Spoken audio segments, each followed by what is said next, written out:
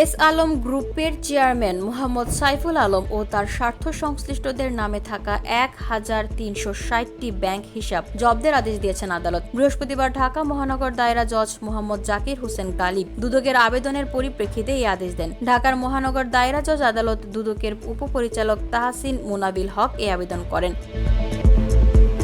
আবেদনে বলা হয়, এস আলম গ্রুপের চেয়ারম্যান মোহাম্মদ সাইফুল আলমের স্বার্থ সংশ্লিষ্ট ব্যক্তিরা ফার্স্ট সিকিউরিটি ইসলামী ব্যাংক পিএলসির বিভিন্ন শাখার বিভিন্ন হিসাবের অর্থ অন্যত্র হস্তান্তর, স্থানান্তর বা বেহাত করার চেষ্টা করছেন। অনুসন্ধান নিষ্পত্তির আগে সম্পদ হস্তান্তর বা স্থানান্তর হয়ে গেলে পরবর্তী সময়ে টাকা উদ্ধার করা কঠিন হয়ে পড়বে। সুষ্ঠু তদন্তের স্বার্থে ব্যাংক হিসাবগুলো জব্দ করা একান্ত আবশ্যক।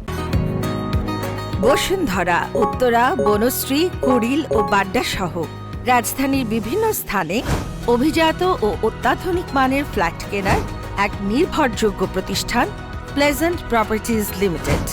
তাই আপনার স্বপ্নের আবাসনের জন্য আজই যোগাযোগ করুন। Pleasant properties limited, where destiny matches eventually।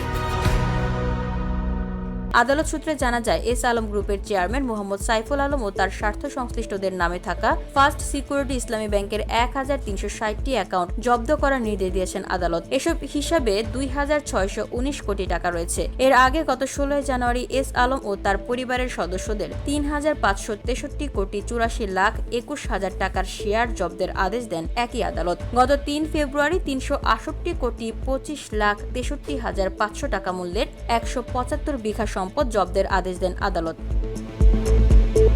VOD Bangla news desk.